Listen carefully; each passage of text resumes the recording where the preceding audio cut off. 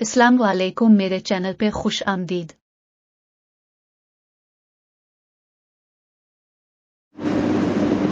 सबक ख्वाम-ख्वाह की लड़ाई का मरकज़ी ख़याल।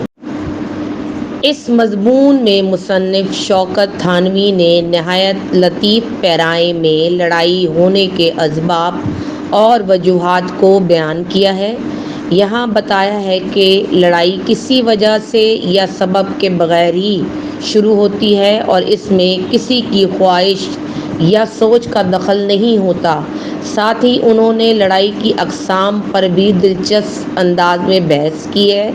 मजमूई तौर पर मुसन्निफ़ ने इस मज़मून में ये बताया है कि लड़ाई आम तौर पर बिला वजह ही शुरू होती है, इसलिए अगर हम एहतियात करें और सब्र व तहम्मुल का मुज़ाहरा करें तो किसी भी किस्म की परेशानी और मुमकिना सूरत हाल से बच सकते हैं। सवाल नंबर 1, ख्वाम-ख्वाह की लड़ाई से मुसन्निफ़ की क्या मुराद है?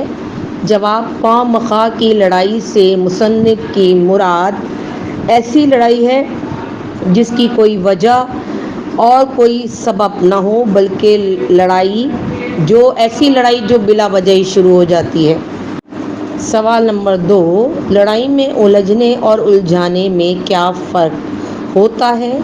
तो इसका जवाब है, लड़ाई में उलझने से मुराद ये है कि किसी से बिला वजह या मामूली बात पर अचानक ही लड़ाई शुरू हो जाए, जबकि लड़ाई में उलझना दरअसल किसी और के गुस्से का नतीजा होता है। अगर इंसान का किसी पे बस नहीं चलता तो वो किसी और पर गुस्सा निकालता है और मामूली बातों पर लड़ाई शुरू कर देता है।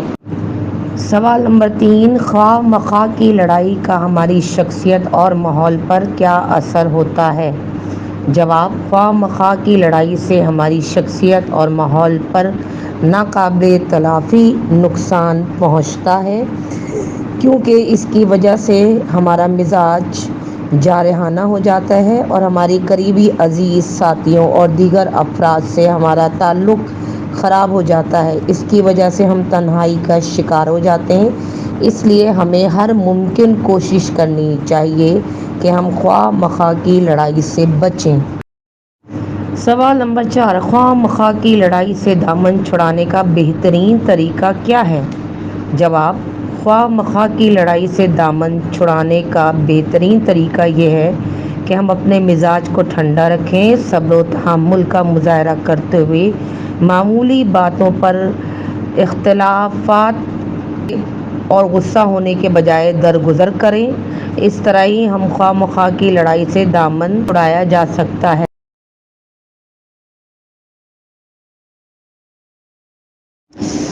दर्ज झैल इक़्तिबासात की तशरीह हवाले के साथ कीजिए। पहला है इक़्तिबास नंबर 1, ढाई आने की मार्किन का पतलून क्या पहन लिया है कि औकात भूल गए हैं?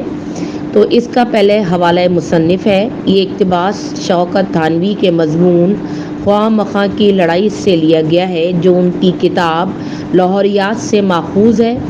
यहाँ मुसन्निफ़ ख्वाम-ख्वाह की लड़ाई होने पर अपने करीबी खड़े शख्स से लड़ाई पर अपने ख़यालात का इज़हार करता है, जो सुनने वाले को अच्छे नहीं लगते, और ये दोनों की भी लफ्ज़ी लड़ाई शुरू हो जाती है, जिस पे सामने वाला फ़र्द मुसन्निफ़ पर गुस्से का इज़हार इन अल्फाज से करता है।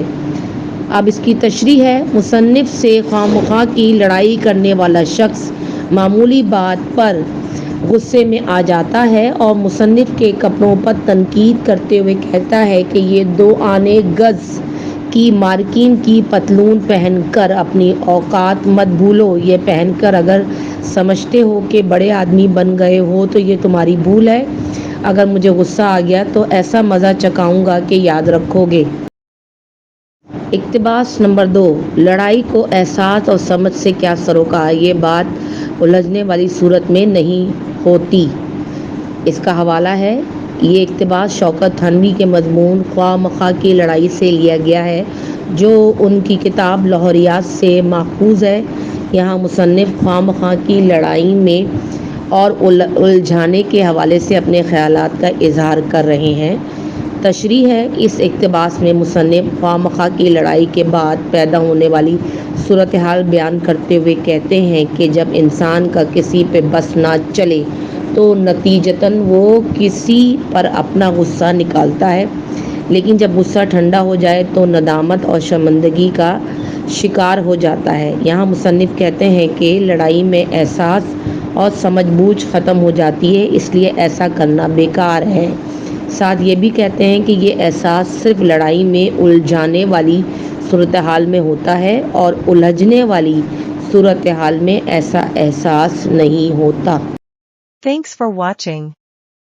Don't forget to like, share and subscribe.